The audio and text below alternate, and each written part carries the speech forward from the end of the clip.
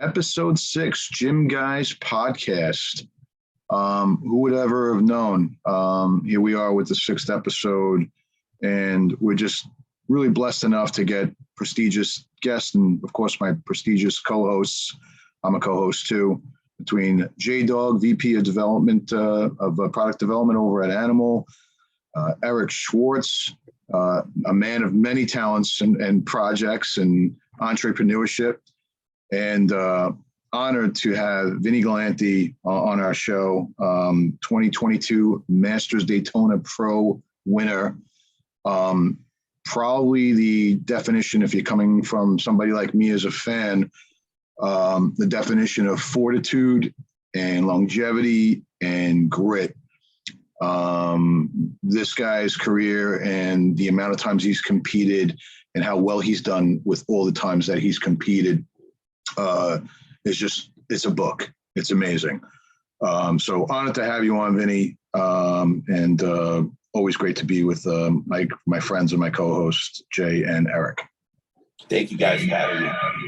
Yeah, we're pumped to have you on here. Vinny is a living legend, and we work together, Jason and I, with Vinny, as Vinny was a sponsored athlete with Universal. We're going to get into that because Vinny holds a record in the industry, which is pretty crazy, about being sponsored the longest.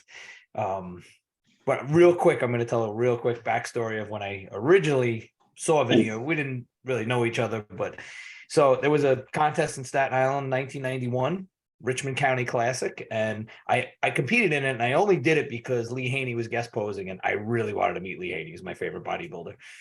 So I figured if I compete, I'll be guaranteed to meet him backstage. So I'm there at the show, and everybody's getting ready, prejudging, and there's a guy posing backstage, and it's Vinny. And I thought he was another guest poser. This is like how far ahead of everybody else he was. And Vinny was competing and he won the whole show. But thought that was pretty cool. That's pretty cool. Yeah. That's amazing. I remember that contest, meeting Lee Haney. That was a trip. That was pretty cool. Yeah, he's such a great dude, great guy, great ambassador for the sport. Oh yeah. And I was right in his prime, like just before he retired, before he did the 91 Olympia and retired and stuff. So we got to see him like at his biggest and best. Yeah. Which is cool. So Vin, you are a legend. You've been in this sport and industry for a long, long time. You said you started competing in 1984. Yes. And you're still at it today, which is amazing because if you think of how many people have got into it and stopped competing, unfortunately, some people have died, guys have gotten injured, whatever. Yeah.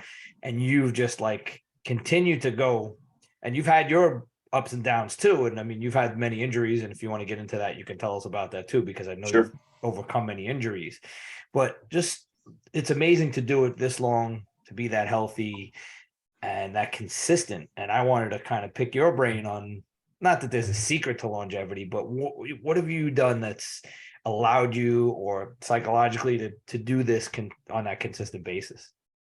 So, I never thought it was something I was doing that was going to have me have consistency, or longevity, I should say.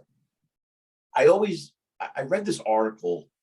I can't tell you how long ago it was. It was had to be in one of the Flex or Muscle Fitness magazines with about Franco Columbu. And I think it was like every 8 or 12 weeks, he would take 1 week off. And, where I learned training at Billy's Gym in Bayonne, New Jersey, I just learned from a group of guys that were pretty stress-free. Guys were just really chill about how they approach training. And that's been something that's been in my back pocket for all these years, where I don't wig out. I don't get stressed when I take weeks off. Like I take a week off or take 2 weeks off. Like I know it's part of the plan. It's part of the program. So now it's crept up on me after all these years that's probably one of the reasons why I've had longevity. Also too, like I don't get stressed out or get nervous in the off season if I get a little fun fat, as I call it. Like if I relax and the mind needs downtime too.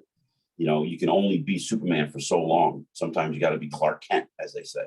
So over the almost 40 years, I've been able to have that balance where I will be a lunatic for 12 to 16 weeks, and then I will completely back off. Like, I'll just turn the switch off for a good month.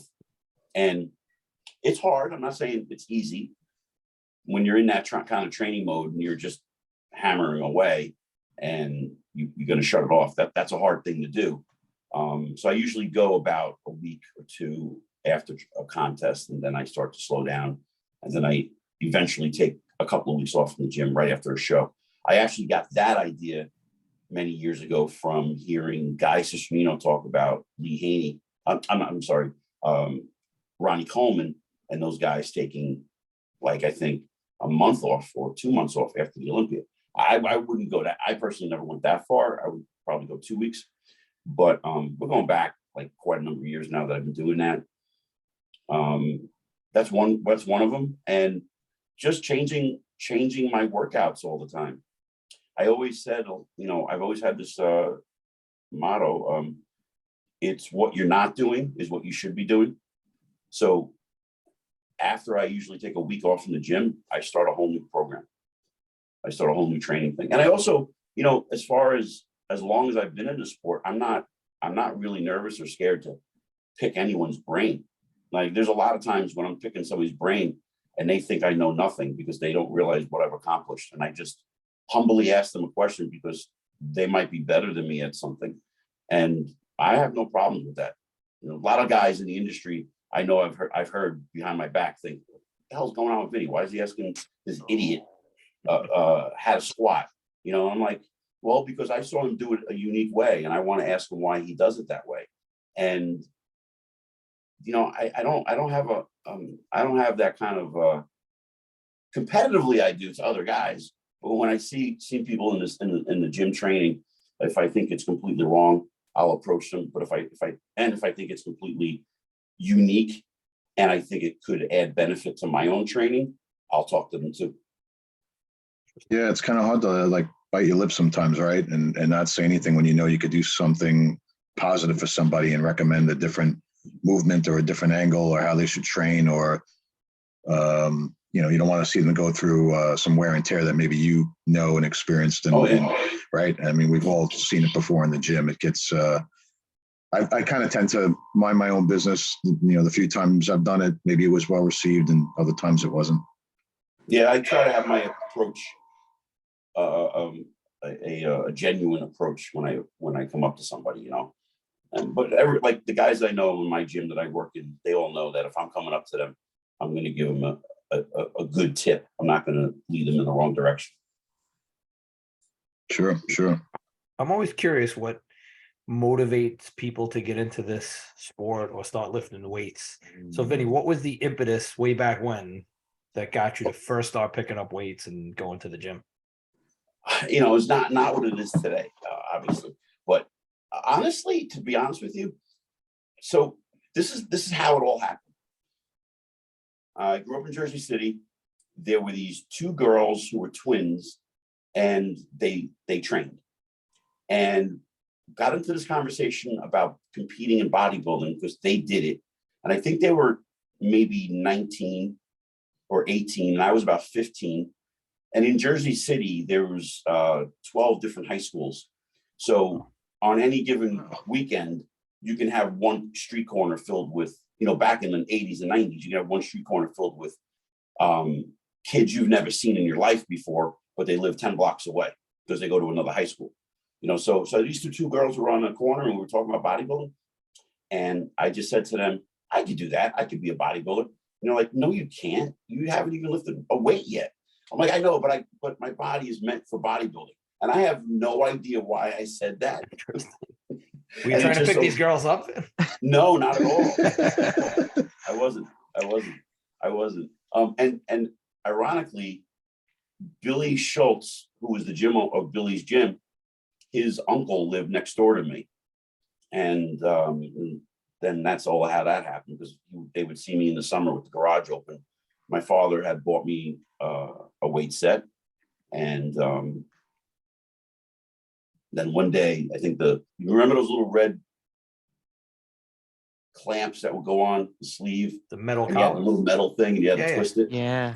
So I was doing flies one day, and it fell off, and it fell on my face. Oof. Right, I had to get stitches, and my father was like, "That's it, it's out," and he replaced it with a solo flex machine. Yeah. And I felt like my whole world came down, Wow. crushing down on me. You know, it went from weights to a solo, these bands. So I was training on that for a little while when I was about like between 13, 14 years old.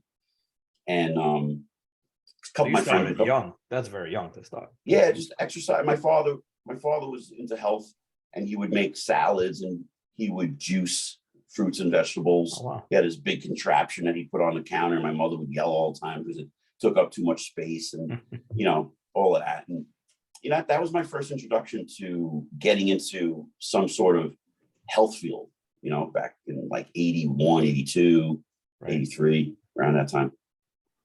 So as you start training as you're young, like there had to be a point where you started to see pretty good, decent development where you thought you could really like be competitive, right? Yeah, Did that happen early? We never knew. We didn't know what we know today with nutrition. Kids learning so much faster, and that's great. More information today.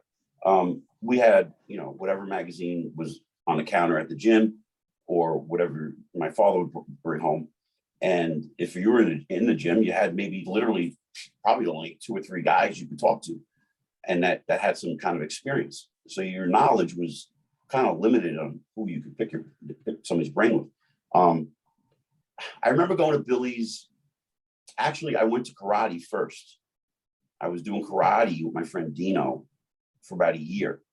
And one day, I just walk out and I see Billy's gym. And I'm like, Dino, when did that get there? He's like, what are you talking about? It's been there every day when we leave here. I'm like, it is? I don't know how I missed that. I walked across the street. I opened the door, and you guys know exactly what I'm going to say right now. The smell of the iron and the rubber, completely addicted right off the bat, right? And I never looked back. And, I had to lie and tell him, I think I had to tell him I was 18 years old, because back then, the gyms were closed on Sundays. Nobody trained on Sunday. That was a day off. Most people trained Monday, Wednesday, and Friday, and Tuesdays and Thursdays, the women would go, and sometimes Saturdays. And that was the schedule. Interesting. Yeah, that was the schedule. Until one day, I remember they said, yeah, we're making an announcement. The gym is going to be completely co-ed 7 days a week, and it's going to be open on Sunday. Wow. And wow. I remember the guys were like, what? This is going to suck. You didn't want to work out with pretty girls around? Or? Yeah, it was a different mindset. The complete opposite of today. Because guys went to the gym to train. They went to train. It wasn't a place to meet their wife or girlfriend. It wasn't that like that. Yeah. And Vinny, that was pretty much not just Billy's gym, but that would be any gym at that time. Is that how it was, where men would go certain days, women I different can't days? honestly tell you, because I was young and I didn't go to any other gym. Gotcha. I didn't know, but that was at Billy's. Very interesting. Yeah. Wow. When did you get the competition bug? Like, so based on your timeline, The second I opened up the door at Billy's. that was it. Yeah. So they allowed me to come in and train, and I worked out probably from the end of the summer of 83. And they said to me, hey, you want to train for this contest? It's the gym show. It's the Mr. Hudson County. Billy's putting it on, and it's in February. I'm like, sure. What do I got to do? They're like, just keep doing what you're doing. Eat some fish, and I don't know what. And I remember going to McDonald's, eating fish fillet sandwiches. No. I didn't know any better. No. God Oh my almighty. God. Yeah. Wow. And then I read somewhere, I think one of my sisters told me that cottage cheese was healthy. So I had cottage cheese with pineapples in it. That was my first diet. McDonald's fish fillet sandwiches and pineapple Wow. cottage cheese. Yep. True story. I And think Fak Mubarak still posts that on his Instagram page. He's a big cottage cheese fan. Okay. I remember, yeah, Faker, yeah. So since this show is, we talk supplements a lot since we're in the supplement industry. What was the first supplement that you ever took? Wow.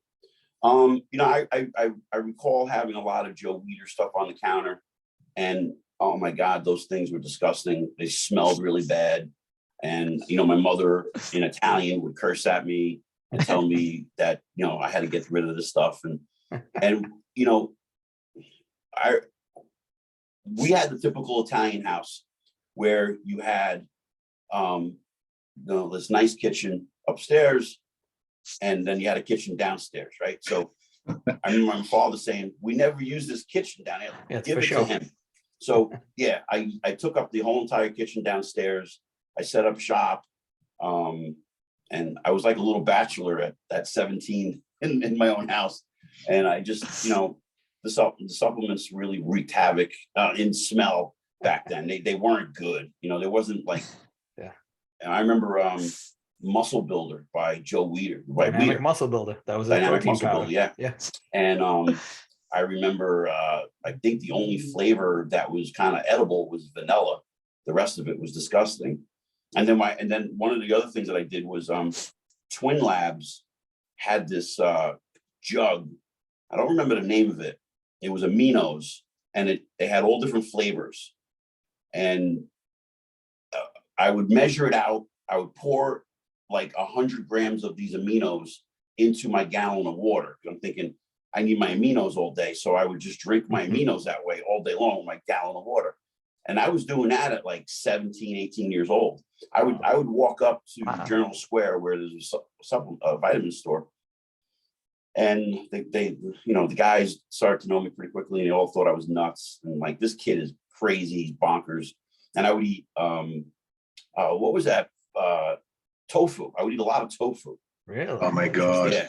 Yeah. Because I didn't look at it as it was disgusting. I looked at it as it was a means to put muscle on. Right. And at the time, it was something I could afford. And I remember like I would get a block of tofu, and I would cut it in 4, and I would eat that throughout the day. Wow. And I don't remember the timeline when I did that, but I was pretty young when I did that. He was boosted his estrogen levels during that time point. Yeah. Yeah. But I remember one of the very first supplements was, do you remember he's from New Jersey. It was a guy from South Jersey. He had an ad in the magazines, something like a barbarian guy. Not Russian Bear? Russian Bear, yeah. Russian Bear, yeah. wow. I remember that. Yeah. I don't remember what it was, but I took. I think that was a weight gainer, I think, or I know it was protein in it, but yeah, I think it was like an all-in-one kind of powder. yeah, almost like a hot stuff before there was hot stuff. Yeah, hot stuff, right? Yeah. I don't know if you then, guys. Okay. No, go ahead. I was going to mention. So speaking of Weider supplements, back in the day, when I was in high school, they had. He had chewable versions of his powders. So Dynamic Muscle Builder, he had his big weight gainer chewable, and I was a super skinny kid. And so I got these big chewables to eat while I was in class in high school, and it was so dry and chalky. And I just remember trying to choke them down. They tasted terrible, but I didn't care because I would do anything to gain weight back then. Yeah. And I remember, so I can tell you guys a really funny story. When fast forward now, 10 years later, I'm now 3 days post winning the USA. I'm in California, and I do a photo shoot for Weider, and Lou Ferrigno's there because he's making his comeback for the Olympia. Cool. That'd be 92 then, yeah. Yeah, it was 93. 93, right. Yeah. So I get to talk to Lou. Now, at the time, my training partner was this guy, Mark, and Mark was, I don't know, like 6'4", 280. And he was standing behind Lou Ferrigno, and you couldn't even see Mark. That's how big Lou Ferrigno was. So I'm talking to Lou, and I'm like, now you got to remember this. For anybody who's watching this that doesn't know, we didn't have meal replacements back then. There was no such thing. Right. You had no real good protein powders. He had real no good like concoctions to come up with. It was nothing. So I asked him, like, what do you do? And if you could just think of Lou Ferrigno's voice with his speech impediment telling me what you do is you take a can of tuna fish, you plop it in a blender. You take a banana, you take cinnamon, you take your protein powder, you take some yogurt, a little bit of water, ice, whip it up and drink it. So I couldn't wait to get back to the hotel room because I stayed at the hotel in Venice Beach, Joe Bucci's hotel. Joe Bucci's, yes, in Yeah. Marina Del Rey. Hmm? Yeah, so I stayed at it. I was there, and it was a bunch of us. And they're like, "You're not going to try this." I'm like, "Fuck yeah, I'm going to try this." I blend it all up, and I'm gagging on it. I'm like, "I'm going to get used." Now I'm going to go to the Nationals. That's awesome. How influential, right? Yeah, here I am. I'm a grown man. I'm 25 years old, and and my friends are like, "You're an idiot. He made that up." Yeah. Vinny, do you remember some of the custom equipment that was there for Lou? Because I was lucky enough, I probably saw you. I trained there. I went to college there during those years, 92 to 95. And I remember they used to make like custom benches and equipment for Lou because he was so tall and big. Yeah. They used to have like a design for Lou Ferrigno. I think there was like a spider bench. So his arms actually could hang off the bench. It was that tall enough off the floor. And it was pretty wild. Witnessing his comeback, that was pretty wild. Yeah, that was cool. And then, fortunately, like, Eric has mentioned earlier, I landed with Universal Nutrition for 18 years. That was really cool. Yeah, and that's, as far as I know, no one in the industry has had a supplement contract for anywhere near that amount of time. Like, that's got to be the longest sponsorship. Right, but Evan is still with Universal. Yes, but all right, so it still wouldn't be 18 years. And there was a gap, I think, right? And he did leave. Even if you put it all together, it wouldn't have been 18 years. In the middle of that, yeah. Yeah. So what happened was I've always been, I've never been scared to fail in this industry. And my father was a business guy. He owned a cab company and car service. And he would always give me tips about business. And he would say, if you don't try, you'll never know. And you got to like put yourself out there. Like, you're the product, you're the main thing. So do you remember Cybergenics? Sure. Yeah. Yeah. They were based in Jersey, right? So They were. I think there was the ad was some blonde guy in like a satin sheet, naked, but you could kind of tell he was naked. And he talked about the girl who just left his bedroom from the night before. And it's supposed to be the Cybergenics, got his body that way, right? So I had a set of balls. I drove down to Cybergenics. I walked in the door and told them that I'm your next athlete. Love it. Wow. I did. How'd that go? I was asked to leave. Was Santoriello in the lobby? Franco was there. No. So I was asked to leave. And I'm like, what are you talking about? I go, I just won the Suburban Bodybuilding Championships. I'm gonna be your guy. So I was asked to leave. And then when I won the US, I won the jersey in 92 and the Junior USA and then the USA in 93. And the same woman who asked me to leave had a table set up for Cybergenics. And I walked over to them and I said, hello. I was very cordial. I said, do you guys remember me? And they're like, oh, you kind of look familiar. Did you just compete? I said, well, yeah, I just won the USA. And there was at a local show. And I said, you asked me to leave your building a couple of years ago. They're like, oh, you're that guy. I'm like, I told you I was going to win some shows. So fast forward to 96. I don't know how I did this. I don't know. I just had a set of balls on me and I just wrote a letter to Universal and I told them that I'd like to come down and talk to them in regards to working for them. And then at the same time, Alex was at a show and I can't remember his last name right now. Erica, Erica, yeah. The juggernaut. Juggernaut. So Alex was there and he says, "Hey, I'm Alex. You're Vinny. I think you're going to come down on Monday, right?" I'm like, "Yeah, I'm going to come. I'm coming down. I'm meeting with Mike and this guy, Phil." I'm like, "Okay." So I go down and I remember Phil wasn't into me at all. And Mike, Shocker. and this is the only time, yeah, well, we could talk about that. But it was the only time that I saw Mike have some assertiveness. And he asked Phil to leave the meeting. And I said to Mike, and I said, "I'm your liaison between your supplements and the fans and your customers. They can't relate to Dorian Yates, but they can relate to me." And he was like, "Okay." And he signed me to a year contract. Super smart. And I walked out. That's I'm like, awesome. I fucking pulled this off. I can't believe it. That's a freaking awesome story. So, Yeah, I didn't even know this. yeah. And every year I would say, "Hey, Mike, I want to stay. I'm not going anywhere. If you can extend it for 2 years." He's like, "No, we're doing year to year." Yeah, I did year to year with them. So you did 18 years of year to year. Crazy. That's amazing. That's insane. Yeah. That's amazing. Yeah. I learned, there was one point where I knew I had to start reinventing myself. I had a couple of hiccups along the way. I don't want to mention the guy's name, but I'll get to that in a second. But I think I was in probably year 9, and I believe they were thinking of letting me go. And that was the year, if you guys remember this a little bit more clearly,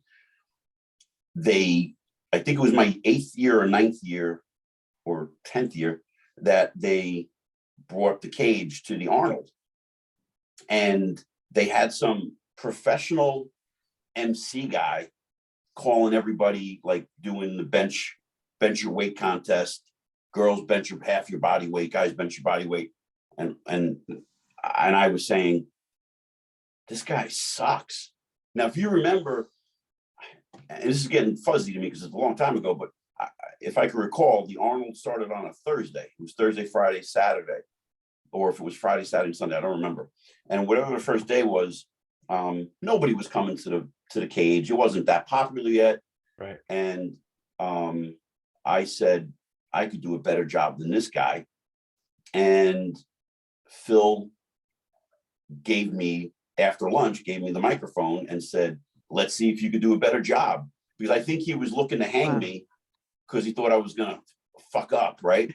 So the very, very first thing I did was, I'm like, "Well, how am I going to get people into the cage?" And I started just talking like I was from Jersey. And I was like, "Oh, how you doing?" Like, I don't remember what I said, but I just like enhanced my accent. And the very first guy to come in was Joey. I can't have a brain fart with his name. Mazone? Was it Mazone? No. He's Instagram famous. Oh my God. Not Joey Swole, right? Joey Swole. Yeah. Oh, Joey yeah. Swole. Really? Joey Swole. So Joey Okay. Swole comes in Wow. and we hit it off great.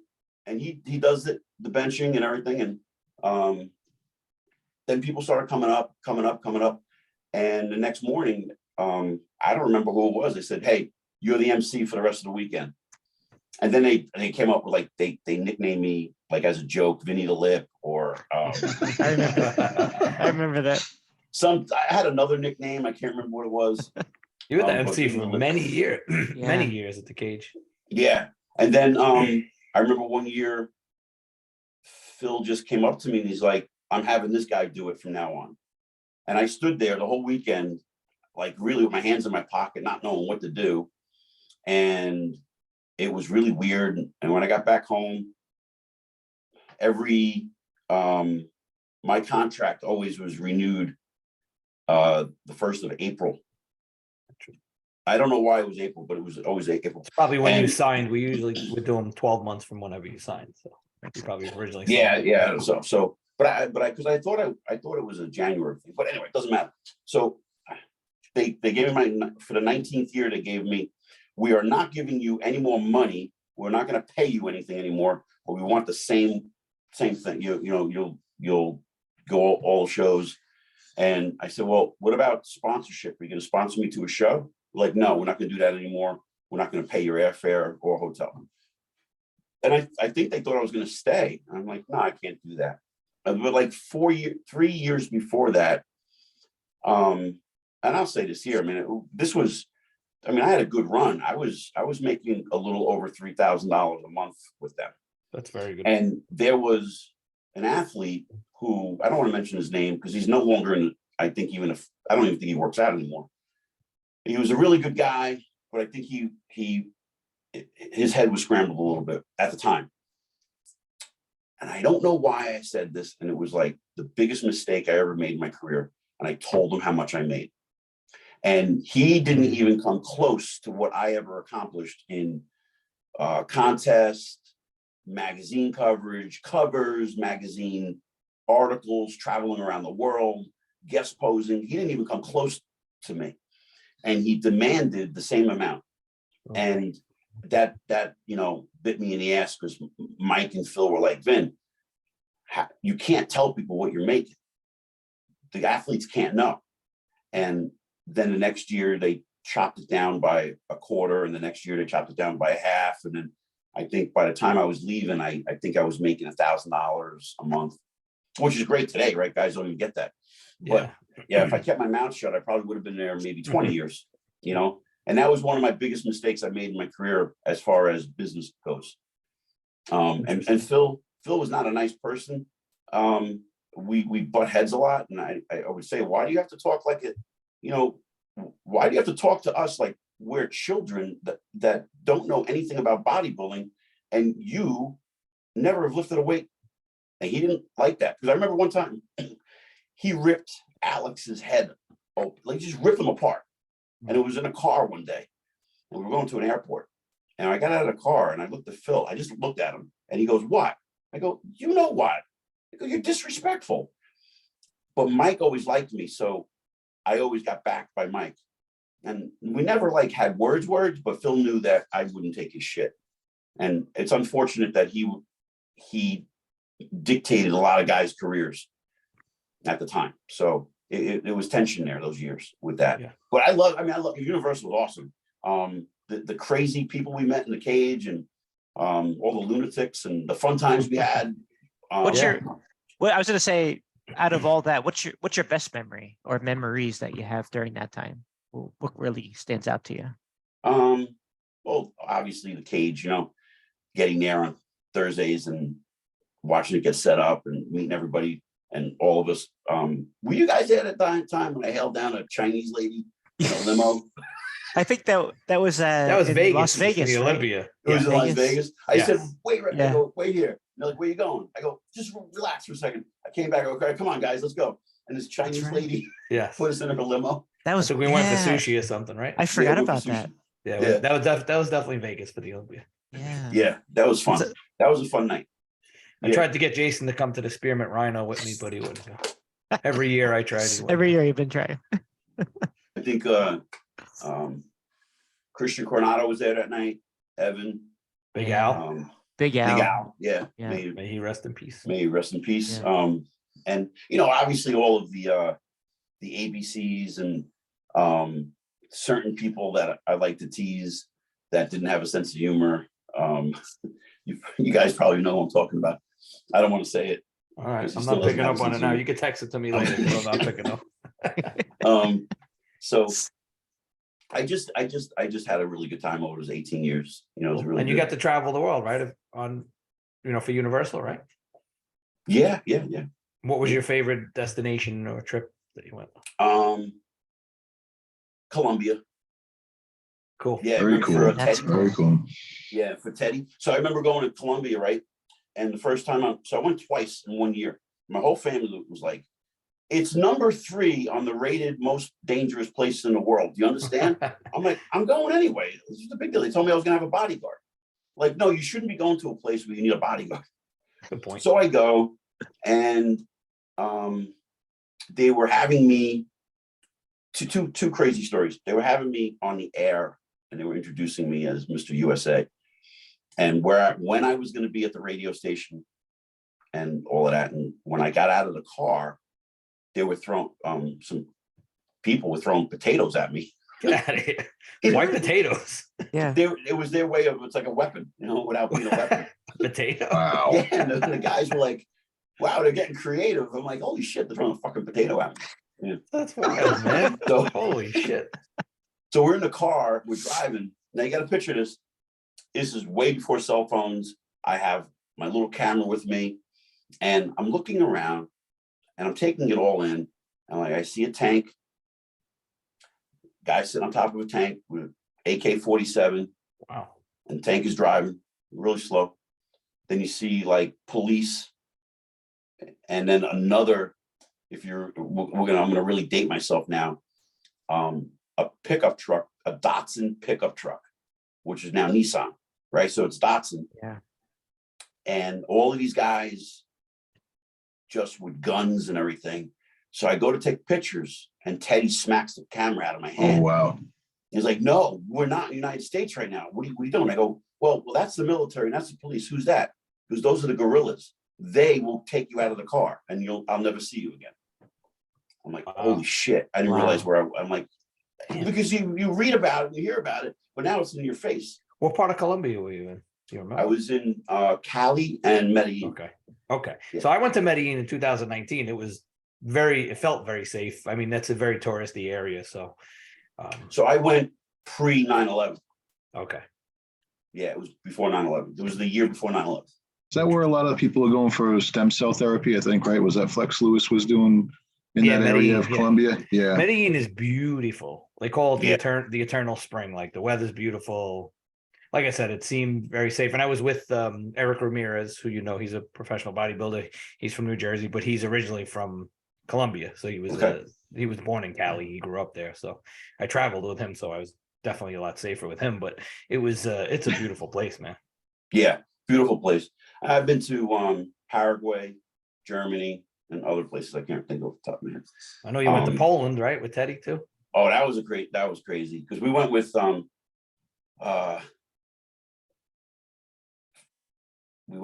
Flex Wheeler, Joe Ladinier. Oh wow. Who's not doing well right now. He just had a kidney transplant. Yeah. And Evan, and it was interesting. The dynamics was crazy because Flex was just like in a real ornery mood the whole time, and I was trying to be like the mediator. Like I felt like I was playing on purpose. I was being Mr. Silly, so I would calm everybody down. And it was just like I was getting on Evan's nerves. I was pissing him off. No, seriously, I was.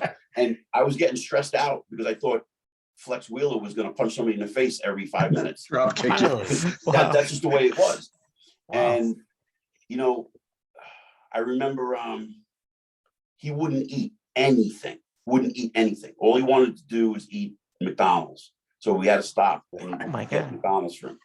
And then, we were eating these, I don't remember what it was. I'm going to say they were pierogies. I was going to say empanadas, but they were pierogies. And Flex would not even try it because, I don't know, he was just being stubborn. So he said, on the last night, he said, I'll try these plain ones. I'm like, all right. So he ordered like a plate of 8 of them, right? And when he wasn't looking, I was taking them off his plate and replacing them with mine that had like raisins in them or like meat. This is great. And I remember like, oh my God, Flex is gonna punch me really hard. And so he eats all of them. He's like, these are good. I'm like, you ate the raisin one, you meat one. Like I gave them to you. He's like, you're a fucking asshole. What'd you do that for? That's great. So that's awesome, man. Yeah, that was the posse back in the day at Gold's, I think, right? It was Rico, Chris, Flex, and I think Dillette. I think those 4 used to train together all the time.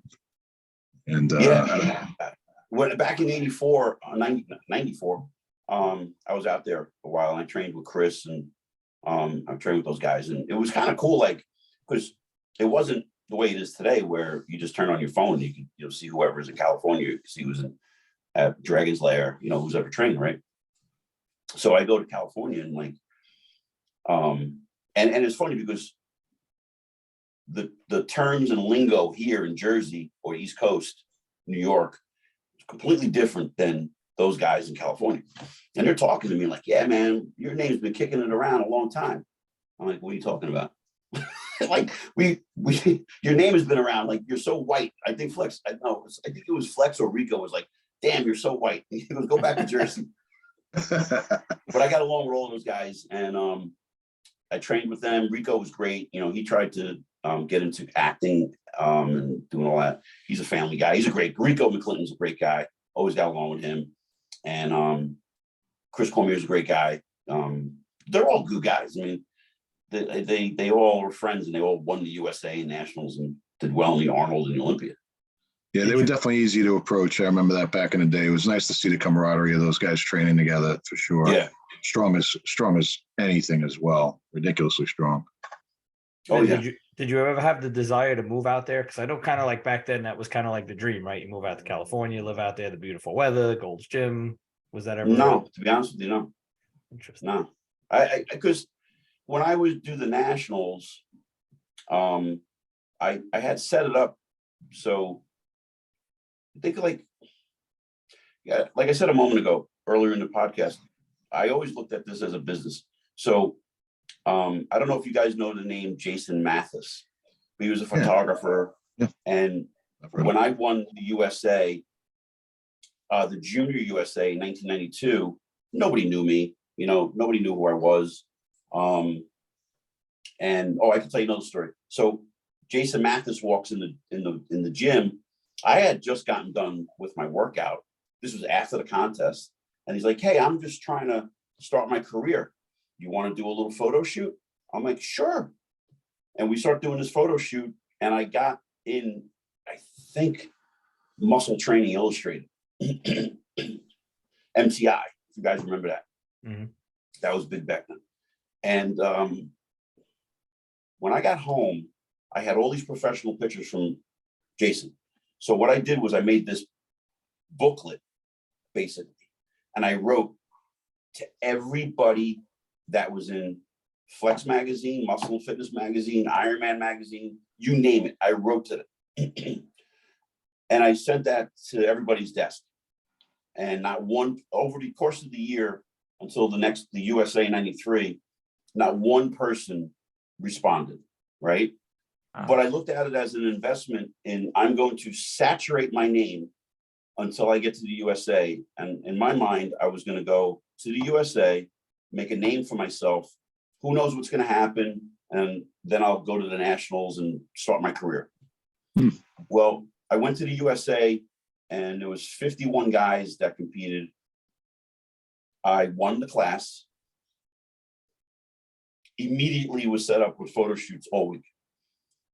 And everybody who was set up, all the photographers were like, and this is, I mean, you got to have a sense of humor about this stuff. Guys were like, hey, are you the dude that's been sending me emails or letters for the last year? I'm like, yeah, that's me. So they knew I was serious. And I just set up a good rapport with like probably 10 photographers. So the desire to go live there now, because every time I did the nationals year after year, 3-4 months before the nationals, wherever it was at the time, because at the time in the 90s, the nationals were in the same place just for 2 years. So it was either New Orleans, Dallas, North Carolina, I think Chicago. So I got to travel all the time to different places. And whenever the nationals were, wherever they were, immediately I was flying out to California, because I already had like 5 photo shoots lined up the week after. And then that paralleled me into guest posing and doing seminars and, and just having fun. I was trying to have a career because I wanted to be a professional. Like I looked up to guys like Lee Labrada, Flex Wheeler, Lee Haney. And I just felt like that was a different era of men back then. They were men to me. I don't know how to explain it. They were just different. They were classy. And, I just wish I was like, Lee Labrada, the way he posed, the way he conducted himself, the way Lee Haney conducted himself. And I just wanted to be a professional. And I remember when I got my pro card in 2008, after 16 years of trying, people were like, what are you talking about? You just got your pro card. I thought you were pro all these years. I'm like, no. And Nope. back then, so people understand, you won the USA, didn't get your pro card. Nowadays, you come second in your class, and you can get your pro card. Yeah. So you should, like, if it was today's standard, you would have had your pro Yeah, card whatever. much earlier. Probably 3 times. It's wild. And your Okay, persistence, amazing. in doing that is really good, because a lot of people would have gave up, you know. Well, again, like, you know, I looked at it as a career, and nothing was really wavering. Like, it was still continuing throughout those years until I decided, I don't want to do this anymore. I'm done. And that was around 2003, I think, because I did the nationals. I did the USA in 93, nationals 95, 94, I'm sorry, all the way to 2003 or 2004, I can't remember. And so I just was like, I'm really burnt out, and I don't know how much more I can give. I'm going to open up a business now. I'm going to settle down another way. And, you know, and so I was sick of eating out of Tupperware. I was just done. And I just wanted to be a normal dude and just have a beer and a slice of pizza. Really, I just wanted to do something completely different. I couldn't be that machine anymore. And then, I don't know, bugs started biting me a little bit. I did the nationals in 2005, and I took 5th that year. And then I took some time off again. I came back in the 2007 Masters Nationals, and it was really weird because my conditioning was wishy-washy, kind of like, and I was completely focused for that. I gave it 100%. I was like back to my old mindset. I was grinding for this show, and something was off. And I thought, maybe this is what happens when you're 40 years old. And really, that's what I was chalking it up to. But that wasn't the case. I actually had, when I got back, Bell's palsy? Was this Bell's palsy, and I had Lyme. I had Lyme disease, right? Yeah. And then literally right after the contest, my whole face was paralyzed. Literally right after the contest, like the next day. And I remember spitting into the sink, brushing my teeth, and it was going all over the place. And so I had to deal with that for like 3 months. I had to manually close my eye until it came back. And then got past that and did the Masters Nationals in 08. And I won the Masters, the light heavyweight and the overall. And then my pro career just went in the fucking toilet because, again, I was just so burnt out. You know, like, I think, like, mentally, I was thinking of, I want to get my pro card, but I never mentally thought about what am I going to do with my pro card. Right. So I look back, but I think, Eric, I think I had mentioned this to you in a previous podcast, which a lot of people don't know. I suffered, and I probably should have gotten help for it.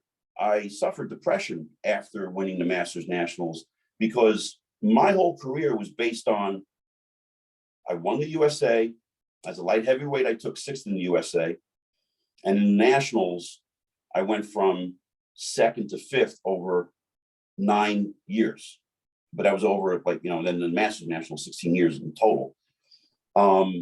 And my whole being, my identity was crushed in my own stupid thinking, because I thought my counterparts, my peers were going to think, oh, he couldn't win the Nationals.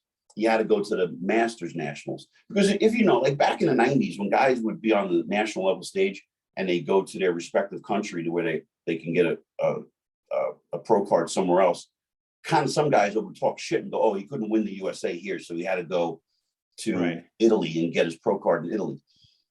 And I didn't understand that thinking, but I knew that, I thought that's what people were going to start saying and thinking. Like, Vinny couldn't win the Nationals, so he had to go to the Masters Nationals and get it. Because I remember when I walked off stage, Steve Weinberger had mentioned to me, he says, what's your first, duplicate this, and what's your first pro show going to be? I'm like, no. I go, Steve, no, I'm doing the Nationals in November. He's like, no, Vin, you got your pro card. That's it. You're a pro. I'm like, no, Steve, no, I'm doing this is just a warm-up. And I couldn't wrap my head around it. And when That's I would wild. enter pro, what's that? That's wild. That's the realization of it. Yeah, it was stupid thinking. I was wrapped up in my own. Yeah, you got in your own head about it. Yeah, I got my own head, and so when I would do pro shows, I would think I don't deserve to be here, and I probably didn't give it 100% like I should have. It didn't mean much to me being a pro, because I felt like it wasn't about the pro card. It was about winning the nationals. I wanted to be the national champion or the USA champion. And that would be more prestigious to me than having a pro card, because when you had the both of them, your shit didn't stink. I mean, you were on another level, right? So it's like, I thought different. I thought wrong. I probably wish I could change that, but I can't. Now I'm here, right? And and now you're winning shows. I mean, it's more than justified your place. So I'm in my third comeback. Yeah. And now, That's unbelievable. so you've been very vocal about your new goal, which is to compete in the Masters Olympia. Yes. Right. And so tell us about the process. I know you're waiting to find out if you're going to get there. Did you have to apply? What's the process? And so we heard like a while back that this is going to happen, but nobody knew anything, and everybody was like, "When's it going to happen? When are they going to make an announcement?" So when it came out, we said, "Okay, this is the criteria. You have to write a letter of intent. Give us your history in the sport, what you've accomplished, what's your latest, and what is a current picture? What do you look like right now?" So I had to send all that in. And I was probably one of the first ones to send in, because the day it came out on Instagram that I saw all of that, I wrote it that night and I just sent it right in. Like, I'm not waiting for this. I've been waiting for this my whole fucking life. I'm not waiting until April 10th to get my application in. So, I've talked to a bunch of guys and they're like, "Yeah, I'm waiting." I'm like, waiting for what? For what? Yeah. What? How are you not excited about this? So we won't know who's invited until Monday, April 24th. But I've been training, and this goes back to what we talked about earlier about longevity. So, and this is how I'm applying this, my past experience into this. We won't know until Monday, April 24th, who's invited, right? And so I'm looking at the timelines, like how many weeks I have. June 5th is 12 weeks out. Back up into May, I need to take 10 days off from the gym. I need to walk away from the gym. No matter how good I feel, I need 10 days off. I'm going to be 56 years old in April, and I don't recover as fast as I used to. So I need to do things kind of like, hopefully they're in a smart direction. So like currently right now, I'm in my third day of 10 days off. I'm going to go to the gym tomorrow at Bev's because they're having a workshop. I'm going to work out there. I think Chris is going, right, Chris? Yeah, I'll see you there for sure. Oh, okay, cool. Yeah. So I'm going to train tomorrow there, but other than that, I'm not going to probably walk back into the gym until the following, not Monday, but the following Monday. And that'll be like an official prep start? Is that? Well, it'll be because like, I'm not 25 or 35, and I can't. I've been plugging away since I competed in October. So I really, I take 2 days off here, 4 days off here. But when you take 2 days off from the gym, 3 days off, 4 days off, when you're 55 years old, that's like cheating on your diet with one slice of pizza. It does nothing it's not going to do anything, right? Right. It's not doing anything. So when you take 10 days off, your joints heal, your ligaments heal, anything that's inflamed can calm down a bit, and nothing negative. Like I was saying before, nothing bad is going to happen to me. Right. You need that back off. Yeah. I'm not going to. Vinny, do you completely take off? Do you do any walking or like any cardio, or is it? I'll do 20 minutes on a treadmill every other day. Every other day. Okay. Yeah. Just to keep me sweating, Yeah. But it's not intense or anything like that. It's just like 3.0 speed, 3.0 incline. I did something, change the subject a little bit. I did something different for last year's prep. I was earlier in the year, I had broken my my knuckle in my right hand. I got caught in a door, and it snapped, and I broke the bone, and it was dislocating all the time. And I didn't go full throttle until 6 weeks before the World. I had a lot of stress from the break, and I probably should not have competed, right? So I just lost train of thought. What was I going to say? I'm having a 55-year-old moment right now. That's all right. That's all right. I can't remember what I was going to say. Oh, so I want to go backwards, where it's like, I want to do things where what I knew I should have done last year was like take time off, be diligent with making sure that I have proper recovery and everything. And also, like with recovery, like a lot of people are into, getting stretching and massage and cupping and all that stuff. But when your body is beat up and you add that element to it, it's just beating your body up even more. And I found that I do better with those things when I'm taking days off. You can't do them side by side because you never really recover. Yeah, that's a good point. There is some recovery associated with deep muscle tissue massage. And now, if you're 25, different story. Yeah. But at 55, I talk to so many guys who are 35, 40, and they'll go, "Oh man, you don't know the pain I'm in." I'm like, dude, I wish I had the pain you have right now. You don't even understand. Sometimes I feel like I'm in an accordion. I'm like squished. And I'm like, if guys will see me in the gym, I'm just hanging from a chin-up bar. I just want to hang. So I can like elongate myself. Stretch everything. Yeah. I was thinking before, you're talking about Masters Olympia and writing a letter, and hopefully they accept you. Obviously, I think all of us here and all of your fans would feel that you've earned it, and then some. Who do you think's gonna get? Who else do you think is putting their names in the hat? I think I just saw recently Johnny O. Jackson. Yes, is looking to do it, which obviously adds a lot of prestige. I mean, that guy's an animal and a half, a maniac, and especially the way he trains, a lot of longevity considering how ballistic he trains. But who do you think else is going to be in there? You think like Darren Charles is going to go for it? You think? I heard Darren is training for it. Okay. Yeah. So, I mean, already another, big names in this. This is going to be pretty serious, because I think of the Masters Olympia from way back when Robbie Robinson was winning it, and of course Vince Taylor was winning it. Lou Ferrigno trying to make his comeback and getting the second places on those shows, and then obviously we had a big gap. And I think the last one really was the one that Dexter won, right? It's been a while. Yeah.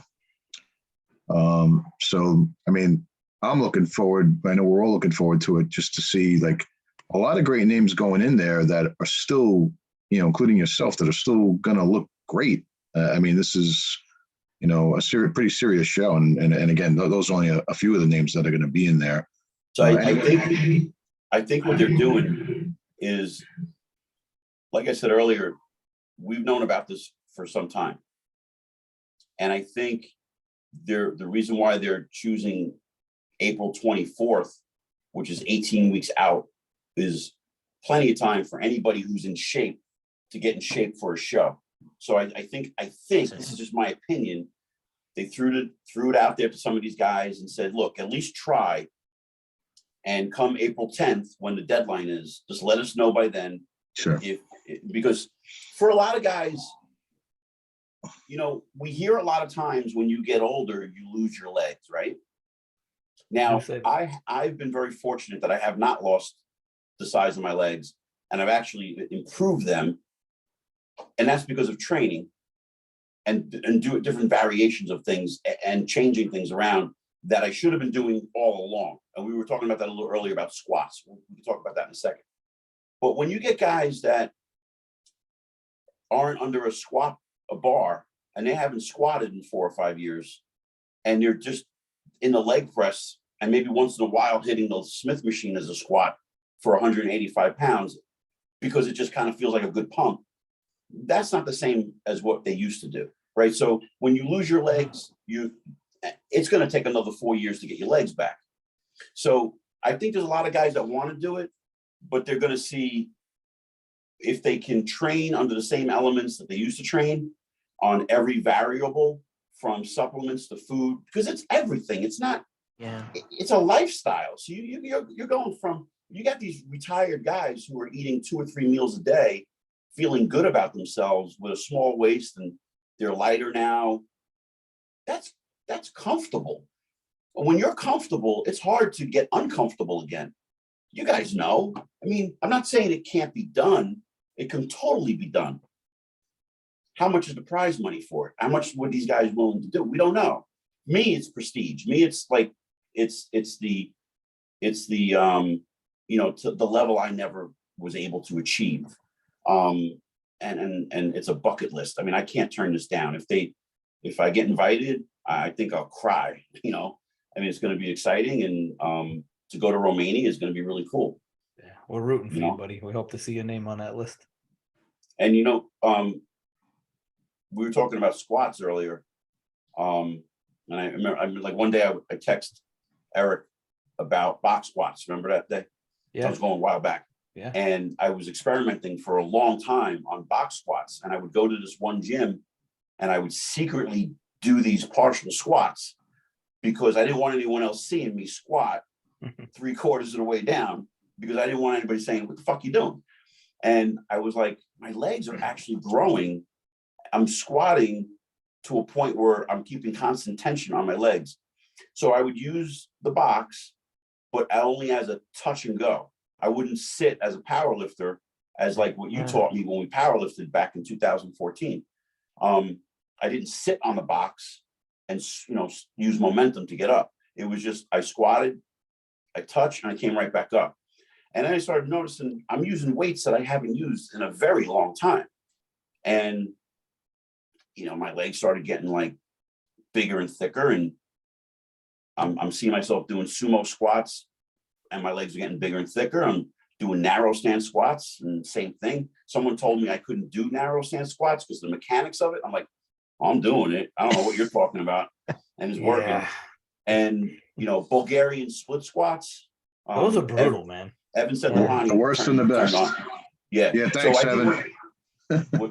When Evan tore his quad and he started talking about the things that he was doing, and I think I read it somewhere, and Evan had mentioned about Bulgarian split squats, and I was always like, they look stupid. Those are the exercises that the girls do in the corner. I thought the same thing, man.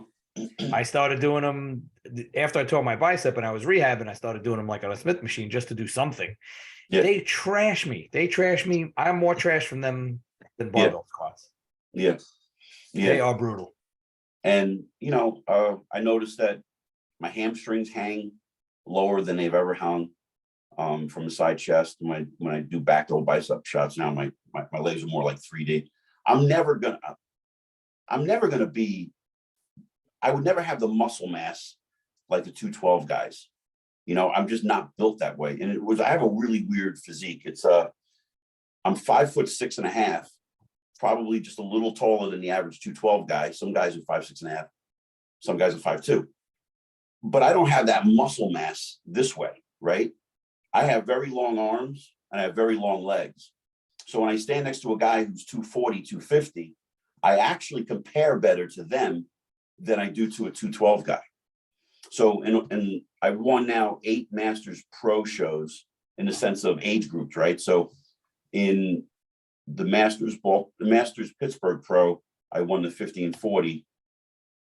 And the Hurricane, I won the 50 and took third in the 40. I think the Legion, I took second in the 212. And the rest of them, the Daytona, I won the 50. The Baltimore Pro, I won the 50, the 40, and the 35. And you add them all up, it's 8 shows. And then the Tampa, I was the only one that showed up. and I won, obviously. Remember your IG post on that? That was cool. Very, very, very humble post. Hey, about placing first and without having any competition. Yes, yeah, but it is what it is, right? And well, it's they all heard you were competing, so they were afraid to show up. And that could be that that's the too. story. For those that, if you guys want to go like Google some pictures of Vinny back in the day, they didn't have classic physique, but he was classic physique. Like you would have been the ideal classic physique guy if they had that division back then. No, unfortunately, I can't make the weight class because when I get in shape, I'm pushing the envelope at 192. And so between like 195 and 197, I'm at my sweet spot. And what's the cutoff for classic? 185. Okay. I'll never get. But visually, like that when I see the old pictures of you, visually that's classic to me. But I was 195 back in the day. So wow, that's wild, man. Well, but you seem much bigger. Like you seem much bigger now than. I'm not bigger. I think I have different shape now because I've changed my training 1,000% from what I used to do. I've taken the concept of what you and all the guys at Skiba's gym taught me, and I apply that now. So I found a sweet spot with 5 reps. So I do a lot of sets where I'm increasing each set with weight, but still only doing 5 reps. And then when I get to that one weight, that's kind of like that sweet spot that I know I can get maybe eight reps, then I go to failure. And so I look at it as what they call it today, I guess, as acclimation sets, and then your top set, whatever the fuck you call it. I just call it a warm-up set, right? So it's like my warm-up sets and my last set. So to make it less confusing, it's like I need like 2 or 3 sets as a warm-up to the warm-up, right? Because my elbows, my shoulders, my knees, that needs lubricating. It needs to get blood flowing first. And then I can start to say, okay, now if I'm doing, let's say for conversation's sake, dumbbell bench press, I might use 30 pounds for 3 sets of 5. And then I'll go 50 pounds, 60 pounds, 70 pounds, all for 5. And then I'll play around with 80, 85 for probably 2 sets to failure, between 6 and 8 reps. And then that's my work. That'll be that set. And then I might do the same thing on Smith machine, or any other plate loaded chest press. I try to stay pretty close to plate loaded stuff today, only for, because of my age and because of the injuries I've had, but I still get the job done. Right. We are running almost at time. I know you also took on a new project. You have your own podcast. Yes. Why don't you tell us about that and tell people where they can find the podcast? So I am not what's the word I want to use? I have no idea how to do a podcast. So I teamed up. Well, that's why you get Sean, right? With Sean. Yeah. And he's a great guy. By the way, he helped us setting up this podcast. Yeah, he's a great guy. Sean's a good dude. All right, awesome. So I created Masters Muscle, and this goes back to what I was saying earlier about not being very comfortable with being with winning nationals and winning the Masters Nationals. And I thought I was going to dive into it, and I was going to do this thing with Masters, and this was going back 2008. And I created Masters Muscle and never did anything with it. Now that I have 8 Masters Pro shows under my belt and a possible invite to the Olympia, I thought I got to make something of this. I got to do something with it. And we don't really have a platform for anyone for the 40 and over athlete. So we are in we're going to be doing our 6th podcast next week too. So we're right alongside you guys. Awesome. And it's called Masters Muscle. It's being hosted through SUPS. Sup Talk Radio. SUP Talk Radio. On YouTube. Good content too, especially recently you had Bill Grant, which was that was amazing. Very enjoyable. Yeah, we were nervous about that. That guy just is incredible. Jose Raymond, of course, who's always just, got so many great stories and just, great personality. And we just had Ann Sheehan on. And if anyone hasn't seen this, they have to watch this interview. Ann describes her addiction to alcohol and how she competed as an alcoholic and beat it and overcame it. And so anybody out there who has any demons that they're battling, you have to watch this podcast. Ann is an angel, and she just motivates you. And for anybody who's got anything that they're, having difficulty overcoming, you got to watch this podcast. Ann divulged a lot of good stuff, and she's very intelligent and she's very smart. So how she described a lot of things was almost textbook. But she said it in a way where you can understand it. And it was really cool. So it's the Masters Muscle podcast, and it's through Substalk Radio. Cool. You guys can find that on YouTube. And also you can find me on Instagram, Vinny Galanti _, and my website. It's going to be updated pretty soon. mastersmuscle.com. Cool. Awesome. Yeah. Thank you guys, man. I appreciate this. It was a great time. Yeah, this was cool, Vinny. I know you a long time, and I heard some stuff that I never heard before. So that was interesting. Cool. Yeah. Thank you for your decades worth of dedication and sharing it. And we're going to be rooting for you all the way to get accepted. And if you don't, we're going to sign a petition to make sure you do get accepted. So who's making this decision, by the way? Yeah. Who do we need to talk to? Yeah. Who do we need to be a guest on this show to convince them? Now, listen, if I'm not chosen, then that's just the way it's meant to be. And I'll most likely do the Masters World in Pittsburgh a week later. Yeah. Oh, let's think positively. Or I'm going to jump off the bridge. No. I just kidding. No. You find out April 24th, right? For those. Yeah, I guess I don't know if we're getting an email or they're going to surprise everybody and just throw it up on Instagram, and my phone is going to blow up and go, "Vin, you were invited." I have no idea how this is going to work. It's like I'm in this weird state. It's like when you know about a contest, I start getting the wheels turning with what song I want to use. When I know I'm going to start prep, it's like I'm in purgatory right now. It's like, yeah, I just waiting. The date is there, but I can't do anything until I find out. So, but I'm training for it like I'm going in it.